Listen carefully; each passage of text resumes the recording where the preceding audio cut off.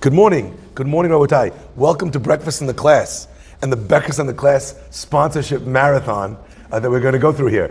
I also had spent one day abroad working out an opportunity to speak for an organization that does amazing things. And in that one day, I came back to a stack of papers. So we've got the papers from today, we've got these papers over here, but I feel like it needs to be announced.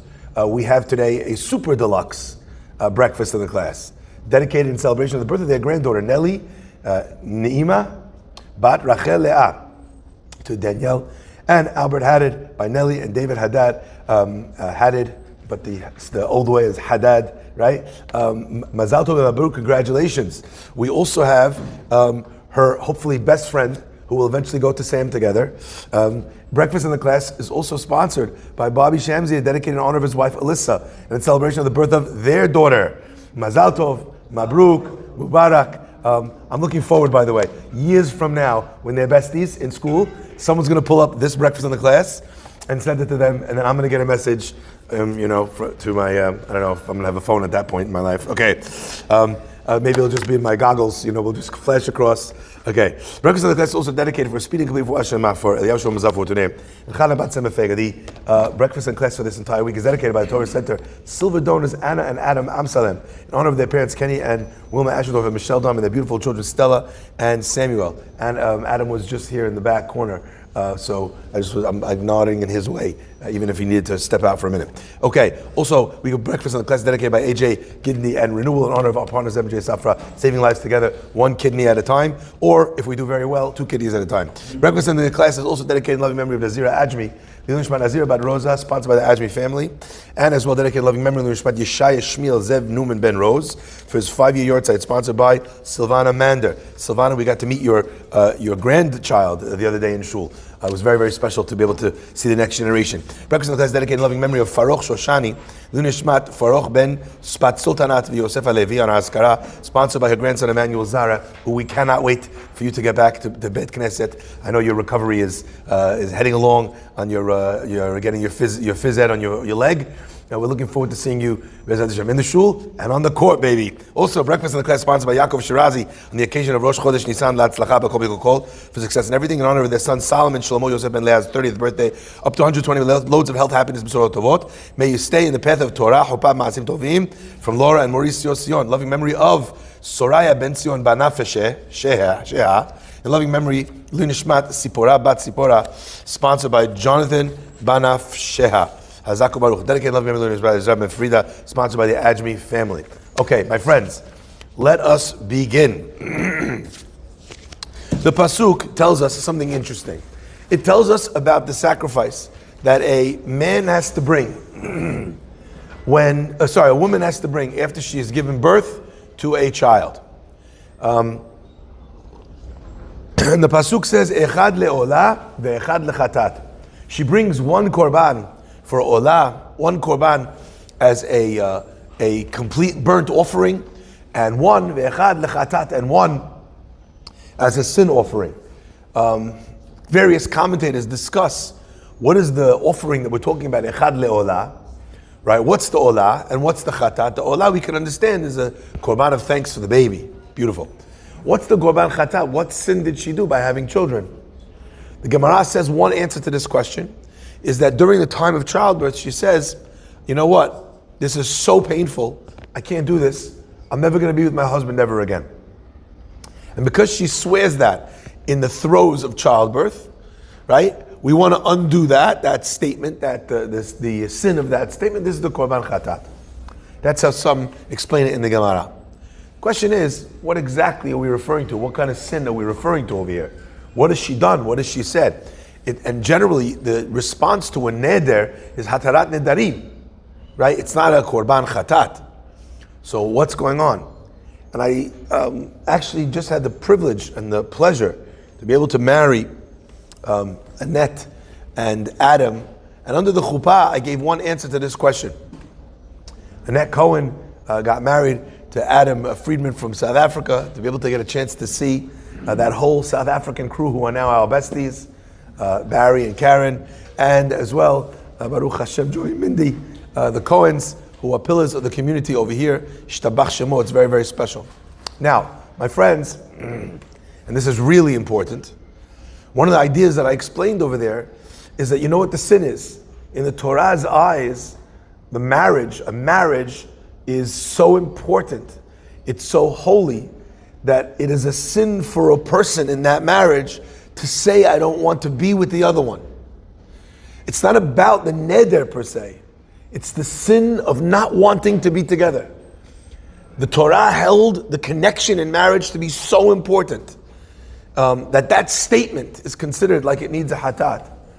I said this under the chuppah, which is again a super powerful idea, because normally most people look at Torah and they think the Torah is all about like religious type things, praying and learning and and giving tzedakah. They don't realize that so much of the Torah is about leading beautiful lives, to become the best humans you can be, to build the best relationships that you can. That's at the forefront of what the Torah says. The Torah teaches us that, God forbid, if someone gets divorced, the Mizbeach HaKadosh Baruch Hu sheds tears. This idea that a husband and wife have the closest level of relationship possible in the world, that should be broken by someone saying, I don't want to be with you. That's something that Torah sees as a sin. But we have a Christian understanding of the word sin. And therefore, we don't look at the word sin in the way that we should. What does the word sin actually mean? The pasuk says, Lehachti et hamatara. What does that mean? To miss the target. So when we talk about a chet, a sin, in perhaps in Christian terms, we're talking about something dirty, something shameful. When we're talking about a sin in Jewish terms, we're talking about something that requires a recalibration. We're talking about you having missed your mark. Now, if you see it in that light, you start to understand why a woman would bring a chatat for having made such a declaration. And let me share, because I think that this is really important. There's a famous question. Rashi quotes a very powerful idea. Echad le'olah ve'echad lechatat. Rashi says, Lo hekdima hakatuv ela lemikraa. When the Torah said, one for olah, one for chatat, okay? One for a olah korban, one for a sin offering. Says Rashi, Lo hekdima hakatuv ela lemikraa. We only put olah first in the reading. Lemikraa. Aval hakrava, but to sacrifice, which korban comes first? Chatat kodem leolah. Kach shaninu b'zevachim. The Gemara Zevachim, page 89, 89. The Gemara over there says that the korban that you bring first is a korban chatat. That the sin offering comes first, and then the olah. So Rashi just leaves us with that. We only put it first for the reading, not for the actual sacrificing. Well, if the sacrificing is second, then why isn't the reading second? So I want to share with you something that I think is unbelievable. And the answer is something that maybe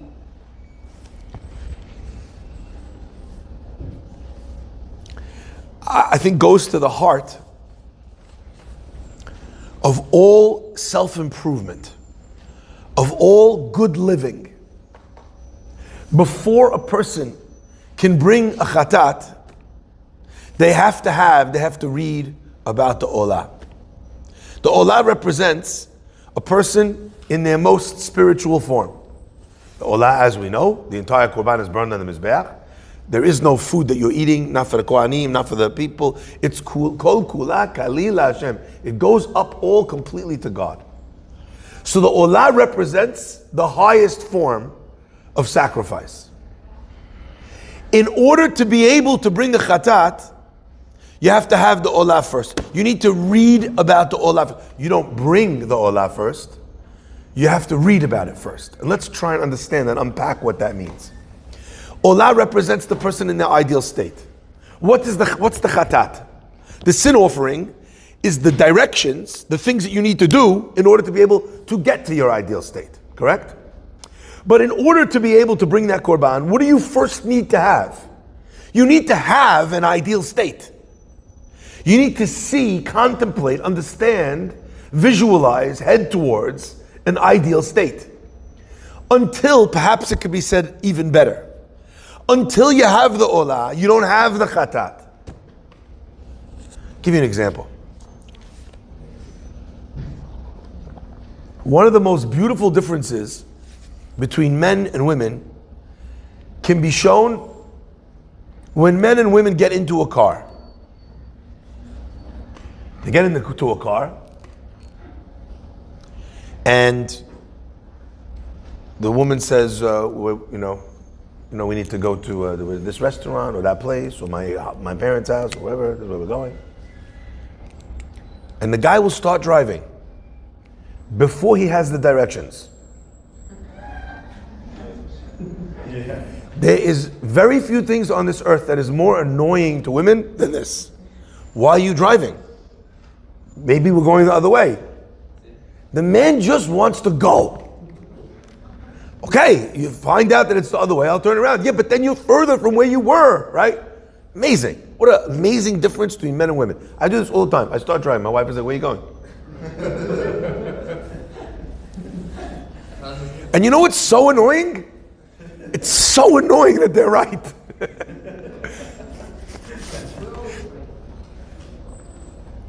So annoying. But they're right, but we're also right. We're also right. Directionally, we're wrong. But the idea that a man wants to go, and I don't yet know where I'm going to go, but I want to be driving. I want to be in the mode. I want to be in the zone. There's something right about that. Do you understand this point? You can't, because you're a woman. For you, the only purpose, the only aim is to get to the destination. For us, it's about the journey. No, I'm joking.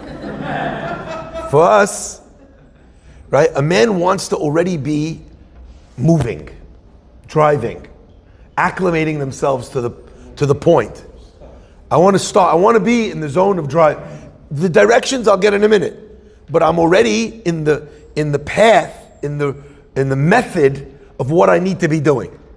So as an example, when we look at this pasuk, we start to see something that I think is incredible. By the way, this is just one tiny example of the difference between men and women on an essential, on a soul level.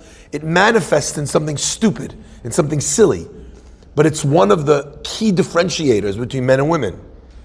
Like on a biological level, the man's contribution to the process of giving birth to a child are millions and millions and millions of opportunities for the seed to become a child. What happens on the inside, one of those millions of opportunities is what clicks and what actually becomes the child, right, within the woman's womb. Men are not about limiting possibilities. Men are about potential, and women are about actual. The man lives in the world of potential. He's not limited by directions, not limited sometimes by logic. I'm going, where are you going? I'm going. It's a silly manifestation of something which is deeply true about men in general. And the sooner people understand these fundamental differences, the easier they'll have in terms of shalom bayit. My friends, why am I sharing this with you? I'm sharing this with you because I feel that there's a huge problem that we could potentially, I don't know if I could say undo, move away from. I don't know what the right word is. Let's understand. Until you know that you're going to Brooklyn, you don't know that you're driving in the wrong direction. In fact, therefore, what makes the chatat The olah. What makes the chatat a chatat is the olah. You hear that? Once you've worked out where you want to get to, now a direction you're taking can be a missed direction. If that's what chatat means. How do I miss the direction? How do I miss the target? By first creating a target. Now, let's try and understand what this means in actual terms. Rashi now, let's go back to the words of Rashi, and now we see Rashi in an illuminated manner. When it comes to the hakrava, the actual act of bringing the korban, what comes first? The chatat. But limikre'ah, to define, to state where I'm heading, that you need the olah first. How many times is a person heading on a path of self-betterment, but they have not yet stated their final destination? They have not painted for themselves a picture of where they want to, where they need to go. Olah comes from the word aliyah, to rise up. So limikre'ah, before we start the journey, we need to speak out what? Olah, where am I heading? My friends, if I could, I'd ask you to try and dial in to the visual of this idea. You want to be able to improve as a husband, as a wife, as a child. You want to be able to improve your tefillah. You know what you need to do? You need to go shopping.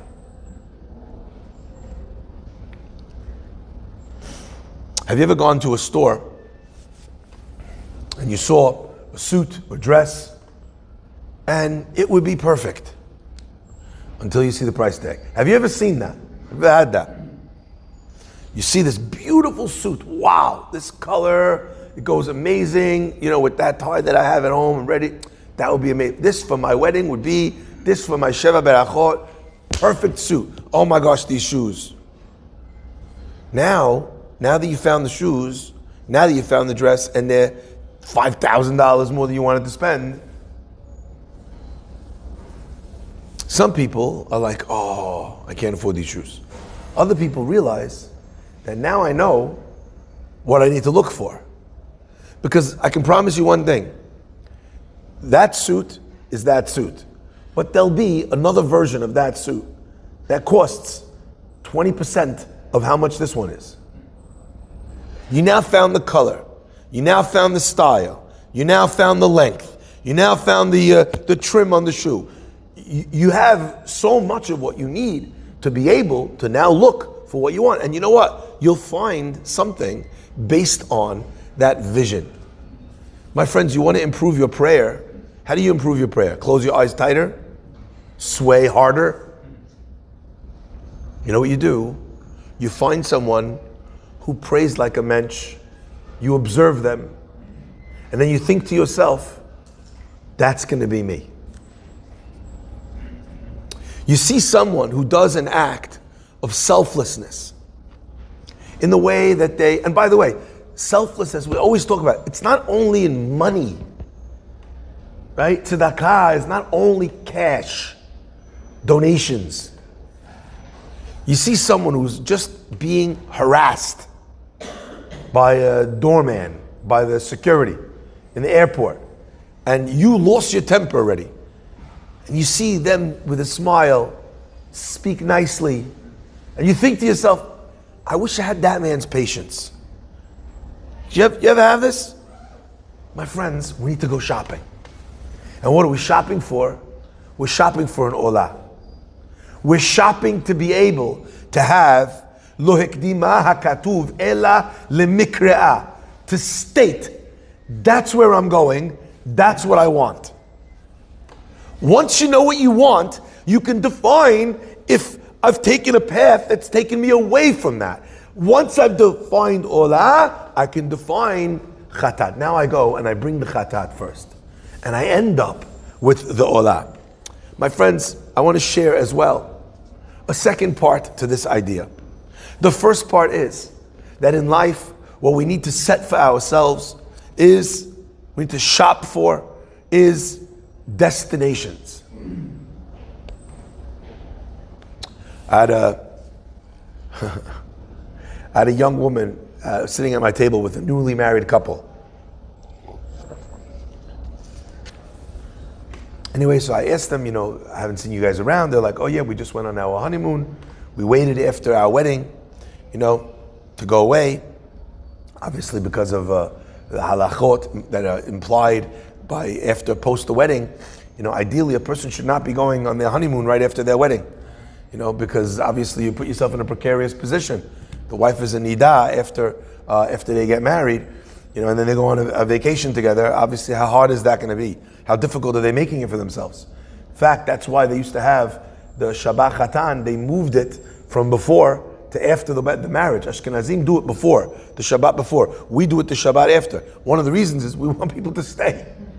Because they're putting themselves sometimes in an impossibly difficult position. They're away together, they just got married, and she's forbidden, so it's very, very hard. I always encourage people, this is the way to start your marriage.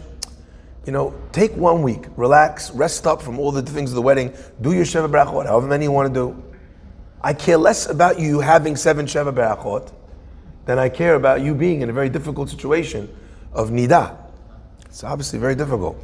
Either way, but this girl, she's like, they come back from their honeymoon 2 months after their wedding, and she's like, tell me about your honeymoon. And the couple were like, nobody wants to know about honeymoon. She's like, no. She goes, no, you don't understand. She says, I'm preparing for my honeymoon more than I'm preparing for my wedding. I was thinking to myself, I have to have a conversation with this person. I need to tell her, right, that maybe you read about the honeymoon first, but lemikra, but you need to get married first. Why? Why she want to hear about everyone's honeymoon? She says she's shopping for ideas. She wants to know where she wants to go when the time comes. My friends, the first idea here is that a person cannot really grow unless they have a destination. And therefore, the process of teshuvah is not what you need to be focusing on yet until you know where you're going. And by the way, you don't only have to shop in one store. There is an idea that says, Aseh lecharav means make for yourself one rabbi. But when it comes to this, you can have many rabbis and many rebbitzins. You can find the person that does chesed to the level that you could only even imagine. You said, that's what I want to do. You can find the person that has patience. You can find another person who never loses their temper. You can find another person who excels in prayer, another person who excels in Torah learning, another person who excels in teaching Torah, another person who excels in Achnasat Orchim. This person visits the sick. That person helps take care of special needs children. Amazing. You can have many rabbanim in this area, many rebbitzins. And you set for yourself goals, at least in your mind. And then you ask yourself, not what do I need to do to get there, but what's getting in my way? Because automatically Judaism believes that you were built to be a great person. We're less about what I need to do and more about what I need to get rid of in my life that was holding me back. As we explained last week, that's why there are far more negative commandments in the Torah, you shall not, 365, than there are positive commandments in the Torah, 248. Because perfection is more about not doing those things than it is about doing those things. Why? Because we believe inherently that a person is good. That's what Judaism is based on. Very different to Christianity in that way. Now, since that's the case, we now arrive at the second level of this, and the second level of this is what we're going to end with. There's another reason why a destination is so important to set for yourself.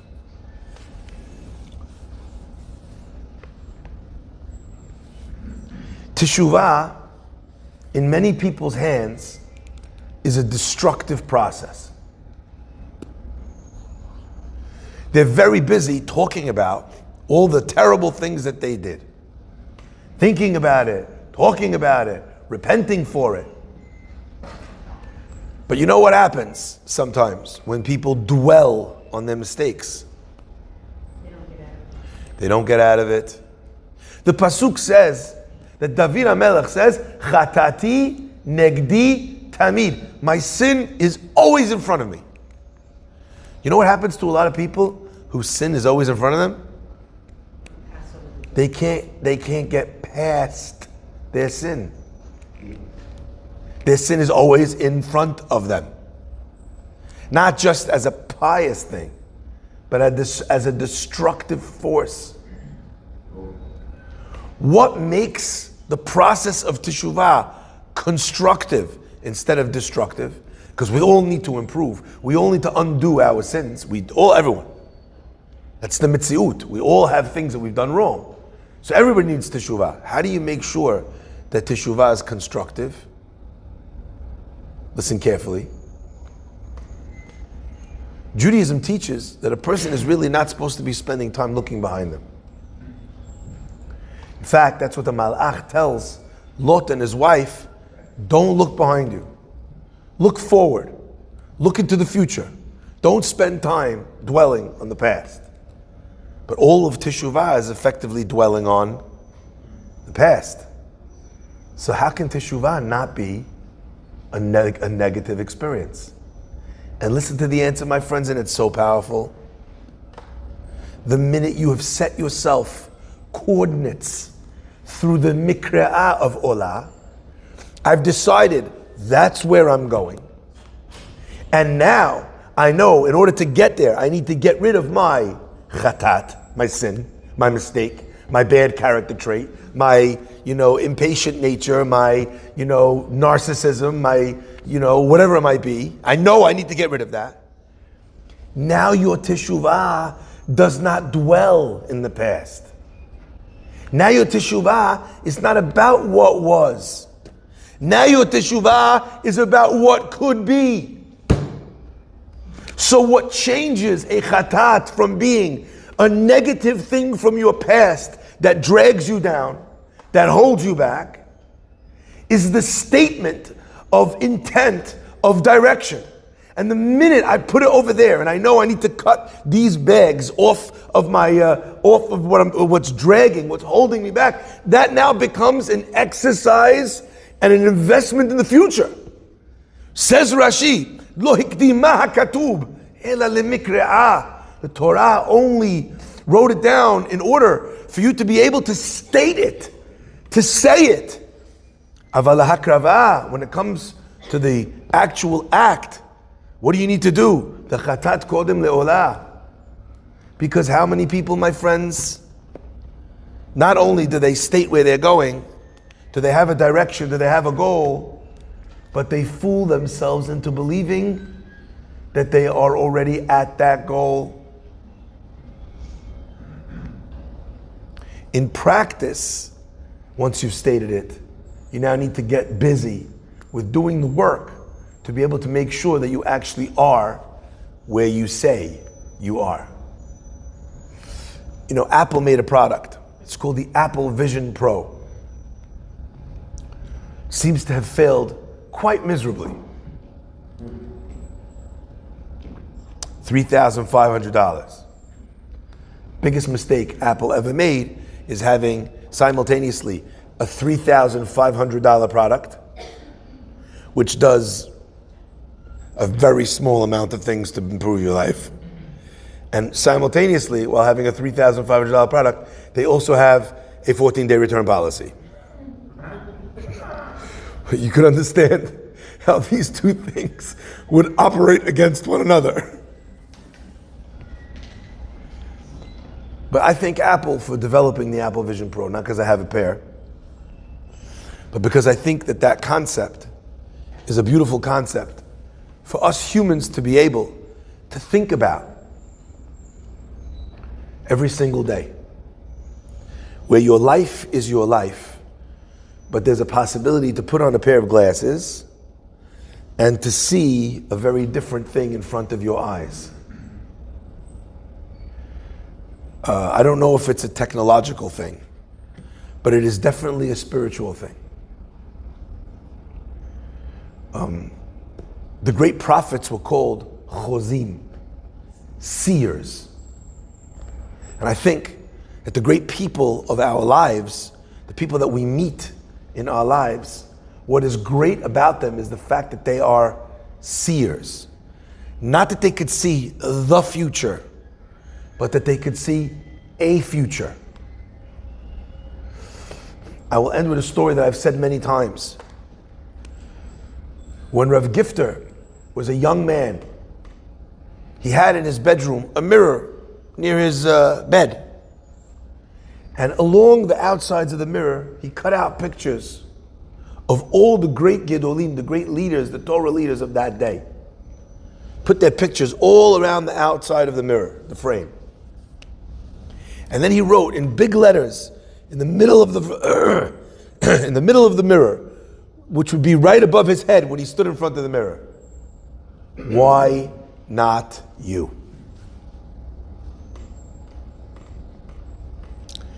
I don't know if anyone here would do that today, because most of us don't have printed pictures. Some of us don't even own scissors. We do most of our cutting and pasting with neither scissors nor glue. That's a man thing. Neither scissors nor glue. But you don't need the mirror in order to have the Apple Vision Pro version for yourself. You know, the only question you have to ask now is, whose pictures are you cutting out? Also, throw out the other part of the picture. They're liable to think that you're an axe murderer if they find cut up pictures in your apartment. So you might want to throw out the rest of them. But decide for yourself, who are your role models in each of these areas of improvement? And then every single day, you read about the olah, about the aliyah, about rising. And then the hakrava you sacrifice something. You come closer through your process of beginning to better the things that you're getting wrong, or that are causing you to miss that target of why not you. Baruch Adonai Le'olam. Amen ve'amen. Rabbi Chananya ben Akashya omer,